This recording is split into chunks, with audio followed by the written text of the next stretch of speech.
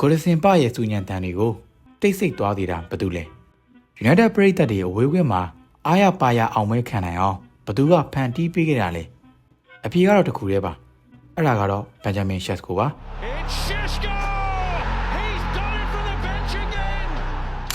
နှစ်ပွဲစတိုက်ကယ်တင်ရှင်6ပွဲမှာ9ပွဲမြောက်နိုင်ပွဲဒါတွေကကန်ကောင်းလို့ရလာတဲ့ရလဒ်တွေမဟုတ်ပါဘူးကာရီရဲ့လက်အောက်မှာ United ကနိုင်ပွဲတွေဘယ်လိုယူရမလဲဆိုတာကောင်းကောင်းကြီးသိနေပါပြီရှက်စကိုရဲ့သွေးအေးလုံးနဲ့အဆုံးသက်စနီလမန်ရဲ့လက်စွမ်းပြမှုအေဗာတန်ကိုလက်စားချေနိုင်ခဲ့တဲ့ United အဒီအကြောင်းတွေကိုဒီဗီဒီယိုထဲမှာအသေးစိတ်ပြပြပေးသွားပါမယ်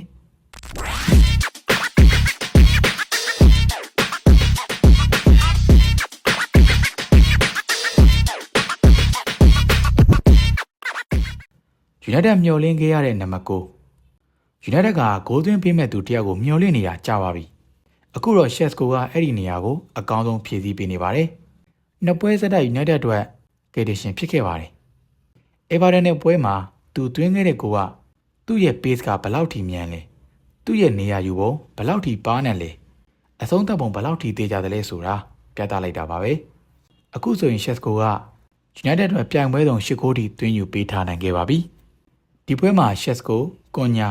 အမ်ဘူမိုရိုရဲ့လှပတဲ့တွဲလုံးကိုလည်းမြင်တွေ့ခဲ့ရပါတယ်ဒါကရာသီအစတုန်းက United တို့မြုပ်နှံထားတဲ့တိုက်စစ်ကစားမ3ယောက်ရဲ့အကျိုးပြုပုံပါပဲလက်စွမ်းပိုင်းစိတ်ချလာရတဲ့ Sunny Lemans ရဲ့တရားစီလက်စွမ်းကတဖြည်းဖြည်းတည်ငြိမ်လာတာကိုမြင်တွေ့နေရပါတယ်အရင်ကဆို United တို့တောင်းငံမောပေးရရင်ရင်တမမနဲ့ကြည်နေရပေမဲ့လက်မန်းရောက်လာမှဒီဒုက္ခတွေကမရှိတော့သလိုပါပဲ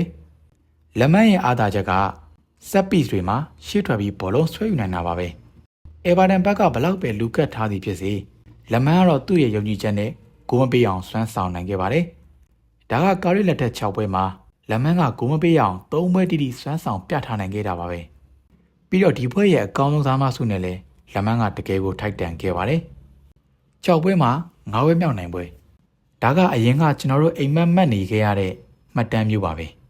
ကာရီကအသင်းကိုပျော်ပျော်ကြီးကစားစီတာလည်းမဟုတ်ဘဲနဲ့ဘယ်လိုမျိုးနိုင်ပွဲရအောင်ကစားမလဲဆိုတဲ့နိုင်လုံစိတ်ကိုပါထည့်သွင်းပေးနေတာပါအဝေးမှာပေးကုန်းမရှိဘဲနဲ့နိုင်ပွဲရယူခဲ့တာကအသင်းရဲ့ခံစစ်ကဘလောက်ထိမာကျောနေပြီလဲဆိုတာတက်တည်ပြလိုက်လို့ပါပဲအားနည်းချက်မရှိတဲ့ခံစစ်နဲ့ထိရောက်တဲ့တိုက်စစ်ဒါကကာရီရဲ့အောင်မြင်မှုတော့ချက်ပါပဲအဝေးခွင်းကအဖိုးတန်3မှတ်အေဗာတန်ရဲ့ကိုဒစင်ဘတ်ကအသင်းကြီးတွေအတွက်ကက်ခဲတဲ့နေရာတစ်ခုပါ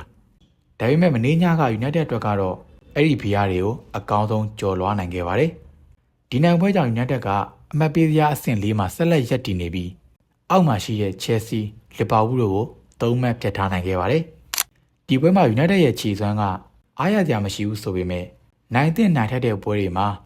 အမတ်ရအောင်ယူထားနိုင်မှချန်ပီယံလိဝင်ဝင်အတွက်အထောက်အကူဖြစ်စေမှာပါညီကုန်းချုပ်အနေနဲ့ပြောရရင်တော့ Sesko ရဲ့နှစ်ပွဲဆက်တိုက်ကယ်တင်ရှင်ကိုအတွက်ဘလောက်ထိကျင်းနေကြပြီလဲ6ပွဲမှာ9ပွဲထိနိုင်အောင်စွမ်းဆောင်ပေးထားတဲ့ကားရစ်ကိုရောအမြဲတမ်းနှီးပြဖြစ်မြင်ကျင်နေကြပြီလားတပွဲနဲ့တပွဲလက်စွမ်းတည်ငြိမ်လာတဲ့လက်မန်းရဲ့စွမ်းဆောင်ရည်တွေကိုဘယ်လိုမြင်ကြလဲအောက်ကကွန်မန့်မှာမှတ်ချက်ပေးသွားခဲ့ကြပါဦးအခုလိုမျိုးဘောလုံးလောကရဲ့အကြောင်းအရာတွေကိုသိချင်တော့ကျွန်တော်တို့ရဲ့ Beyond the Pitch YouTube Channel ကို